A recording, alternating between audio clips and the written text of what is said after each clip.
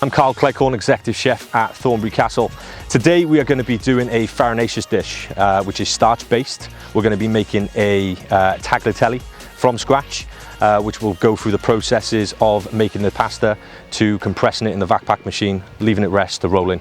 Then we are going to make a chestnut mushroom broth, which is going to be the base of our tagliatelle. Then we're going to finish it off with some samiji mushrooms, some fresh chestnut mushrooms that we're going to noisette, and then incorporate the dish together, finishing off with a bit of summer truffle. So come on to the kitchen and let's get started.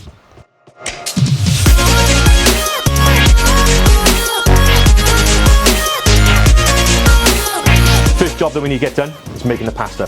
So we're going to take our 250 grams of 00 flour. We've got our 3 eggs. We need to separate those into 2 whole eggs and 1 egg yolk, and we'll discard the rest of the egg white. We've got our olive oil and a little bit of pinch of salt just for the seasoning of the pasta itself. So in the Robo Coupe, we're going to add the flour, crack those eggs,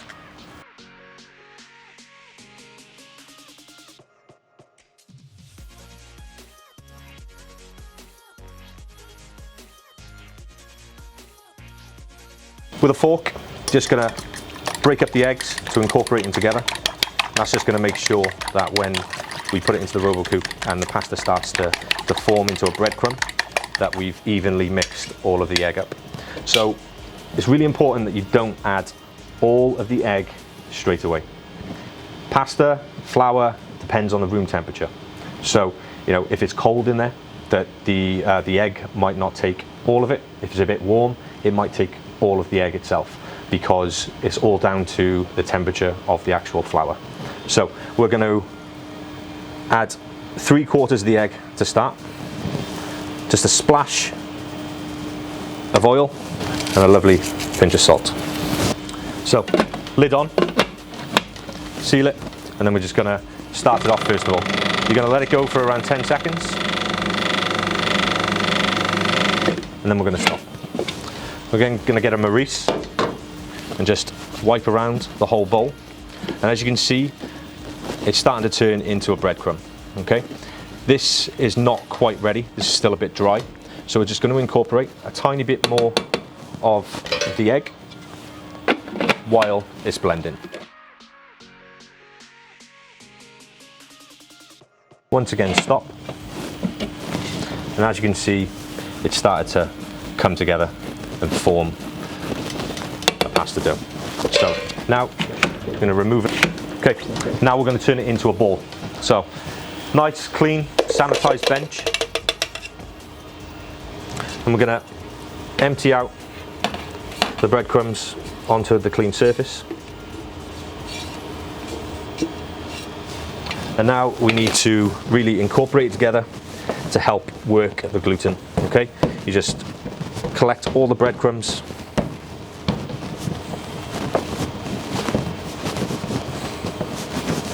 If your dough is a little bit moist at this stage, don't be afraid just to add a tiny little bit of sprinkled 00 flour on top, and as you knead it, it will just incorporate in and it will make it slightly drier.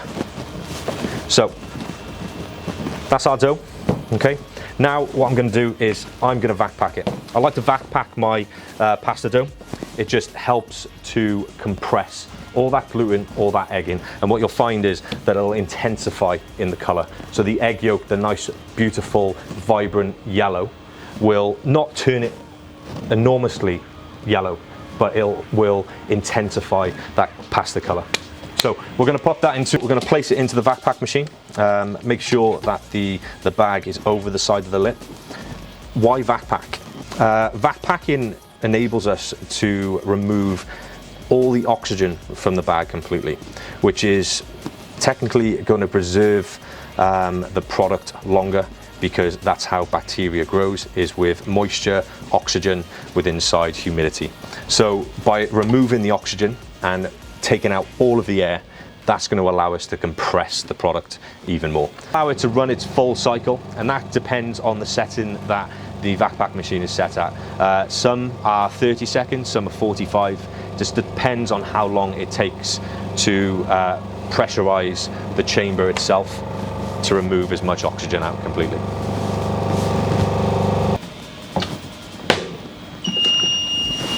And as you can see by the bag, all the air has been removed. So now what we're going to do is we're going to put this into the fridge and let it rest for around 15 to 20 minutes.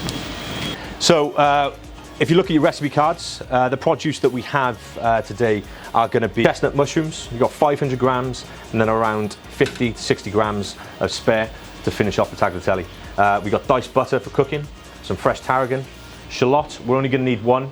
I've pre-peeled it. We've also got some mascarpone cheese, some garlic puree, some fresh brown samiji mushrooms, some 00 flour, parmesan, summer truffle, and also a potato. And the potato, well, I'll show you a bit later what that's going to incorporate for. So let's get on with the mushroom broth. So we're going to take the one large banana shallot. We're going to cut that in half lengthways. Just going to take off the stalk. I've left it on while peeling it, just to keep the shallot whole. Discard the top into the food bin, and then we are going to thinly slice this.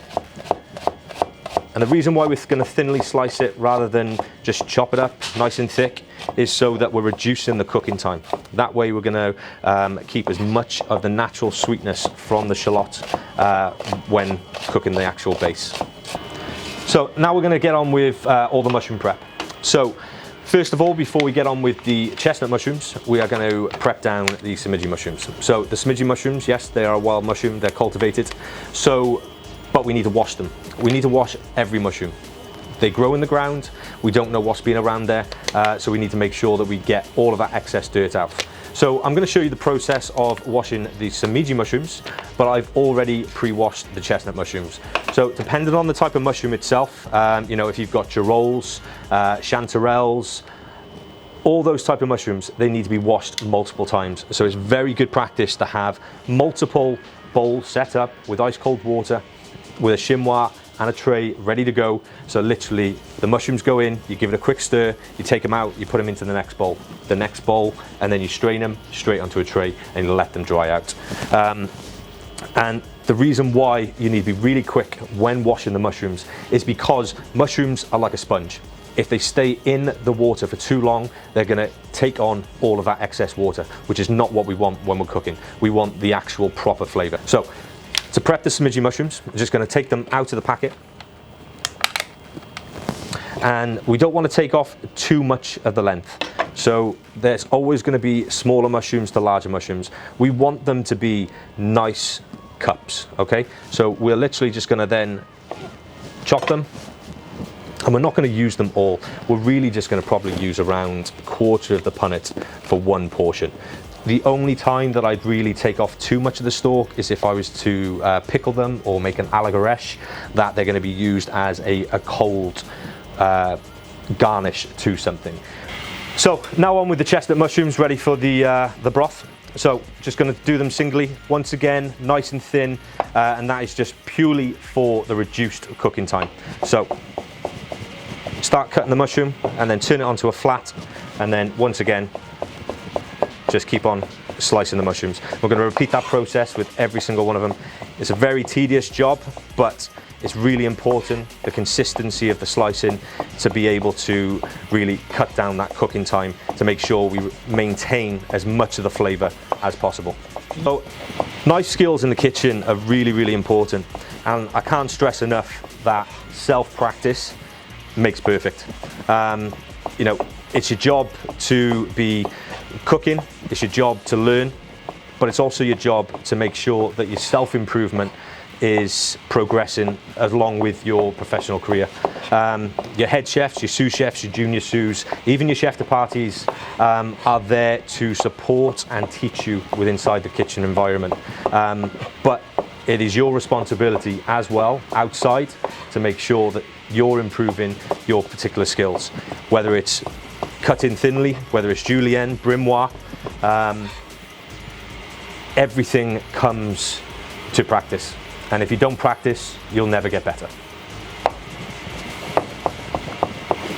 So as you see, I'm also cutting on a green board.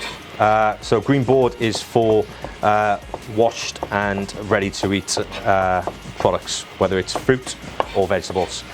If you have a brown board, then that's usually used for any product that needs to be peeled or to be washed. So for instance, a carrot or an onion, you would peel it on a brown board, and then you would transfer it later and finish the cutting process or prepping process on a green board. So it's been 20 minutes, let's get the pasta out and start rolling it. We just want to now slowly work out the pasta with our hands, with the palm of our hand. And this is just purely to get it a little bit thin, to help it through the machine. We want to start it on the first thickest setting. And that's, we're going to go down a couple of stages, then we're going to fold the pasta, then we're going to put it back to the thickest stage, and then we're going to repeat the process. Reason why? We want to work the gluten inside the pasta. That's what gives it its strength. That's what gives it the texture that pasta is. It's really important that your pasta machine is clamped to the surface. I'm just going to sprinkle it just with a tiny little bit of 00 flour. If you want, you can use semolina. Semolina is great. They use it all the time for pasta, and the reason why, it doesn't incorporate itself into the pasta. So now we're going back through on a slightly lower setting, and I'm just going to take it down to the next setting again. So I'm just going to help it through, flip it over, and now I'm going to help drag it. And while you do that, you want to slowly stretch it. So now what we're going to do is we're going to fold again, fold, and fold again. Okay? And we're just creating layers and really helping that gluten come together. We're going to then take it back to the thickest setting.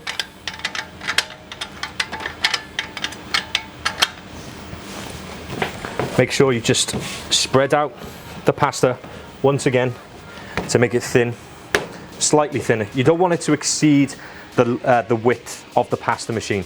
So you go down one setting at a time. You don't want to overstretch the pasta too quickly. So you just want to brush your hand over, just check the moisture, check how dry it is. Just because the thinner it gets, the more fragile it's going to get. So if you need to dust it with a small bit of 00 flour, you can do it at this stage, just to stop it from sticking when it's going through the pasta machine. So now, as you can see, you can start seeing my fingers underneath the pasta. That is a good sign, okay? If you can see within the light, your fingers is slightly transparent, that is a perfect thickness for tagliatelle, spaghetti, pappardelle, whatever you want to do. So now we are going to give it one final dusting with 00 flour, and this is just so that when we come to cut the pasta, it's not going to stick together, that we're going to be able to pull it apart nice and easily. So instead of using the attachment for the pasta machine today, I'm going to be cutting it by hand. Tagliatelle, spaghetti, linguine, pappardelle. It all depends on the length that you want.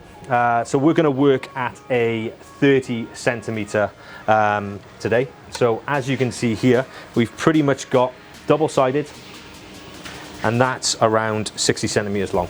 Okay, so I am going to slice that in half, just nicely on the surface, and then once again on the extra side.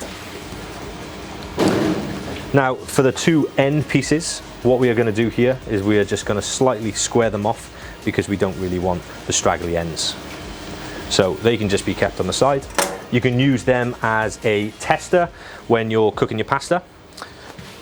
So now what we're going to do is we're just going to fold and roll this around. Now we're going to just slightly cut off the one end, and that's to give us a nice straight end.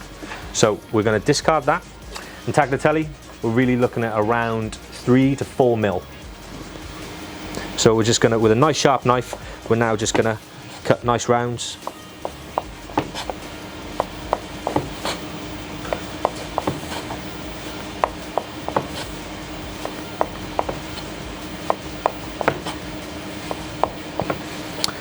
So we've come to the end. Now what we want to do, turn it around, square it off again, and now we just cut directly in half. Okay, and now what we want to do is we just want to really gently open up this pasta.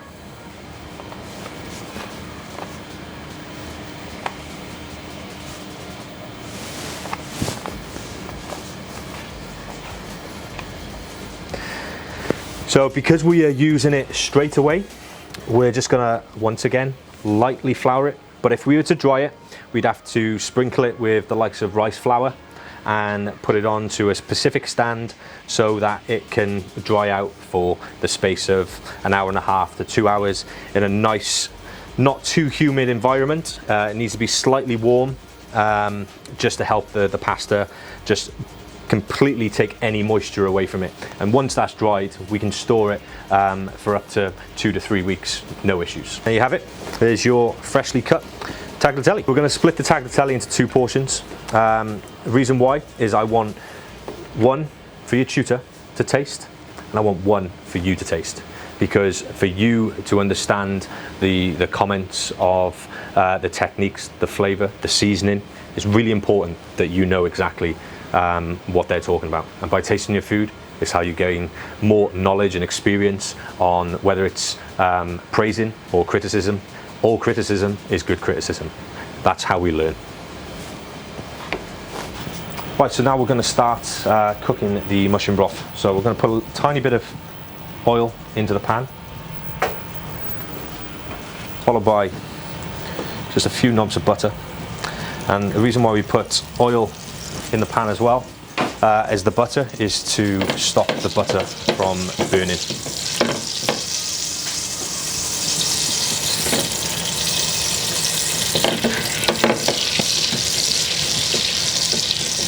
So once the butter has fully melted, so I'm stirring the pan to help melt it even quicker and to help it stop from catching in any random places. We're going to put in our sliced shallots.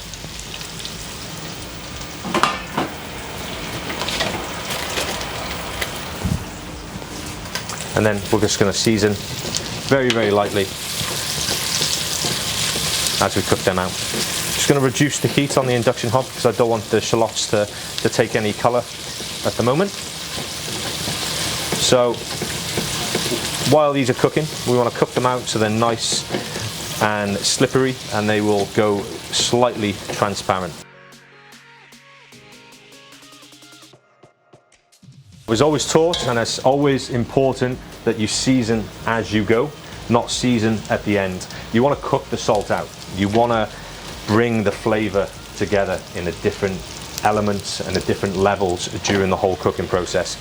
If you add just salt right at the end, you're just adding raw salt straight into a product, and the majority of the time is you may have already seasoned it. You could be coming to someone's dish that you don't know that they've already seasoned it, and before you taste anything, you add the salt, and all of a sudden the dish is ruined or the product is ruined because you've added too much seasoning to that product. So as you can see inside now, the butter's foaming. If it stays in one place for too long, it will start to slowly noisette. It's really important that you're not really tasting a lot, but you're also tasting the butter and the shallot to make sure it's where it needs to be. So now we're going to add the chestnut mushrooms. And just like all other mushrooms, button mushrooms, field mushrooms, whenever cooking them into something, you're always going to have some sort of water release from the mushrooms, no matter what.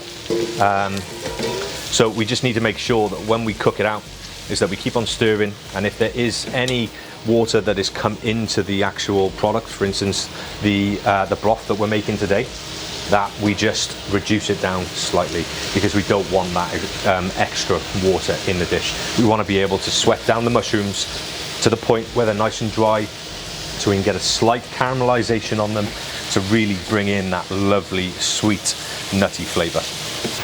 So as you can see, the mushrooms have started to cook down. They've started to sweat. They've started to get that little bit transparent colour to them. As you can see, like there's random mushrooms in here that you can see that are slowly becoming a little bit transparent.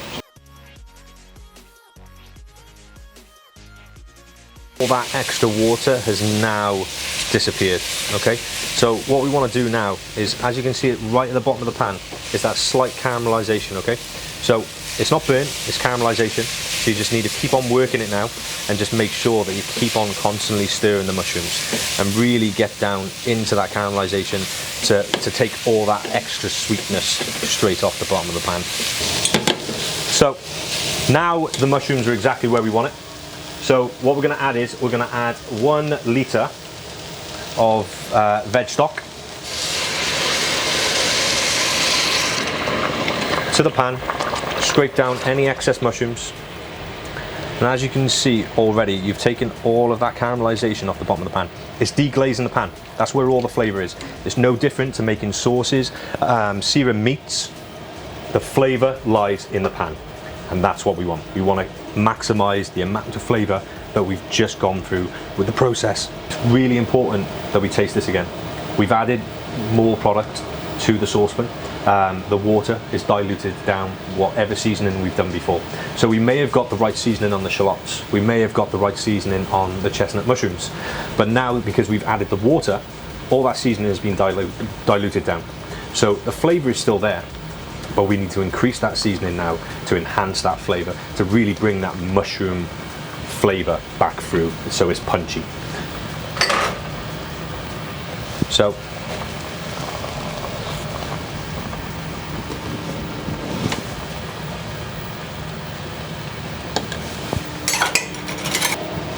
we're just going to turn down this temperature slightly because I don't want the liquid now to reduce too much. I want to retain as much of that liquid as possible.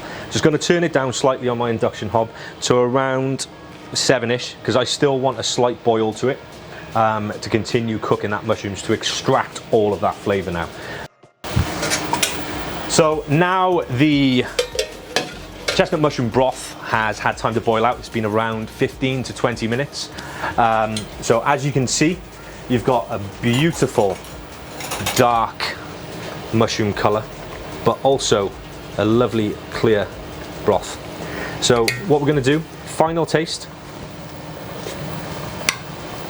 and that's purely just because obviously it's been cooking out for the last 15-20 minutes on a lovely simmer, very gentle boil. If it's reduced, what's going to happen is it might have intensified the seasoning, so it could be slightly salty. So if you need to, if it's slightly over, just add a splash of water to it, and I mean a splash, just to help dilute that seasoning, because it won't need any more. So we're going to take this off now, and we are going to slightly blend. So now we're going to slightly blend our mushroom broth, and by slightly, we just want to really just break down the mushroom very, very lightly. I'm not looking to make a puree, I'm not making to look it thicker, I'm just trying to extract a little bit more flavour from those mushrooms. So we're going to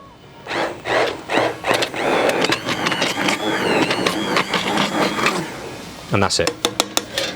Straight through a chinois. I'm just going to help it through, pushing all that excess juice out of those mushrooms.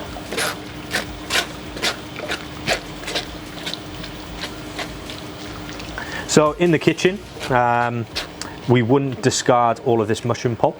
We could turn it into a puree, or what we tend to do is utilize it for a carbonara or something for staff food. So we're utilizing the whole product. The liquid is what we use for the restaurant. That's what we use for our guests. The pulp, because of the way it's been cooked and the way it's finished, it's not quite to the standard that we would want to be serving to a guest. Yes, you could probably puree it down. You would have to put a little bit of flavor into it, whether it be soy sauce, miso, whatever you wanted to put into it, but it's still not going to be the quality because it hasn't gone through the right cooking processes for what you might use it for. So that's why we would only use it for staff.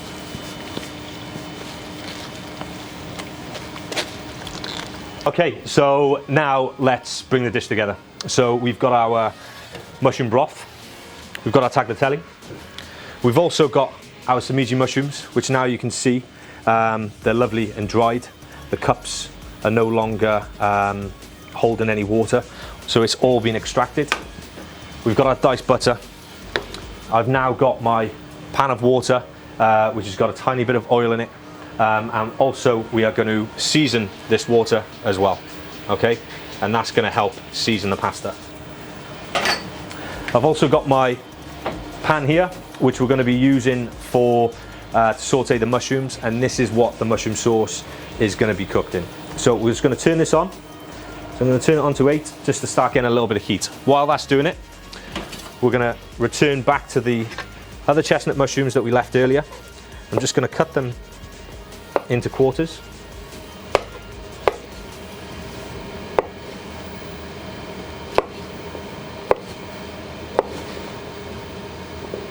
Right, so now we've chopped our mushrooms, we're going to head straight over to this pan. The tiniest bit of oil. Just going to mix it around. Once again, not too much butter, but enough. We're going to allow it to drop. We want to stay with it, because once it starts in the noisette and we get that lovely nuttiness, that's when we're going to add our chestnut mushrooms straight in.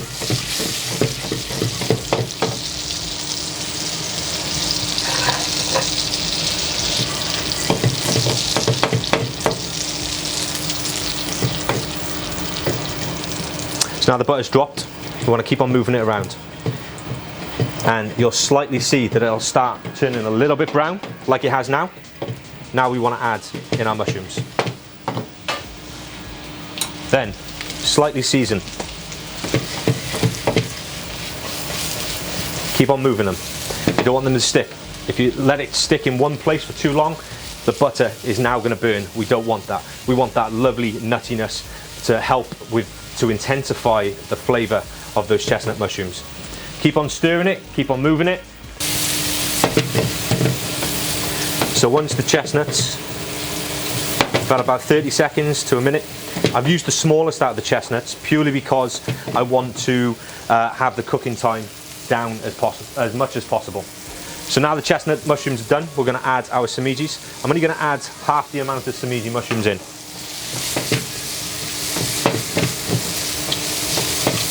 No additional seasoning at this point. So now we're going to set a timer, and we're going to add our pasta to the basket. Now we're going to add the smallest amount of garlic puree.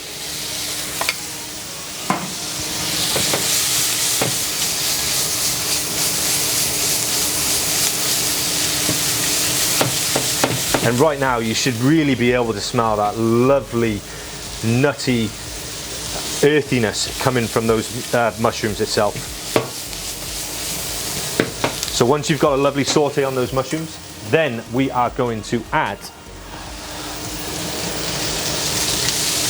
around 200 ml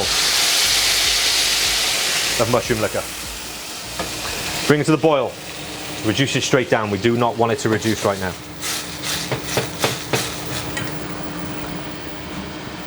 And now we're going to add some mascarpone cheese. You can use whipping cream or double cream. Double cream you will need to reduce so it's really, really thick. You will get a lovely buttery richness off it. Today we're using mascarpone cream cheese as the thickening agent in this sauce. It's just going to give you this lovely creamy richness to the sauce as well. So back to your tagliatelle there, just give it a little stir. We want to taste the sauce. And you shouldn't really need any additional seasoning at this point. We've seasoned the mushrooms, it's exactly what we wanted. Our mushroom broth was seasoned to the right seasoning that we wanted it to be. We've added it, brought it to the boil, then we've added the mascarpone to really bring the creamy richness to it. We've got 1 minute 20 left on our tagliatelle. Some fresh tarragon,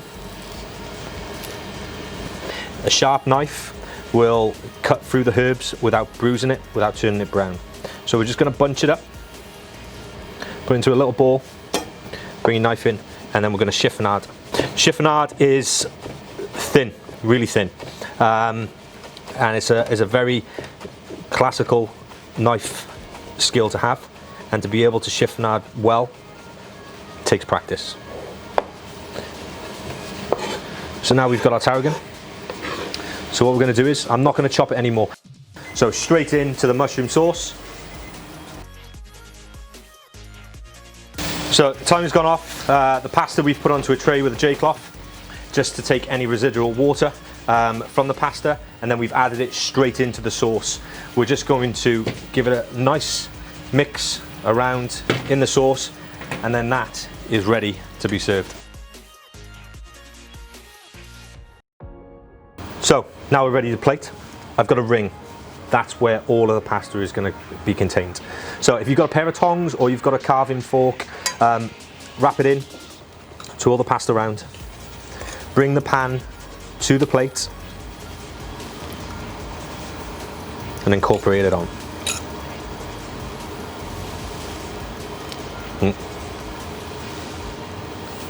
Straight into the ring.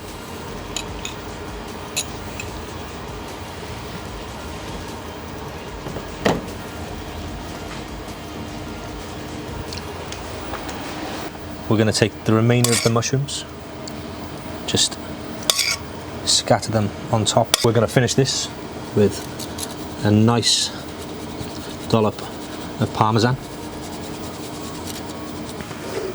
As I said earlier, the potato. We have our truffle slicer. The potato is so we can get the right thickness for the sliced truffle. So we use a potato because it's cheap as chips, and literally we find our right thickness before we start slicing into that truffle, because a £450 for a summer truffle or £950 a kilo for winter truffle, we can't afford in the restaurant to be wasting any type of product. So we're literally now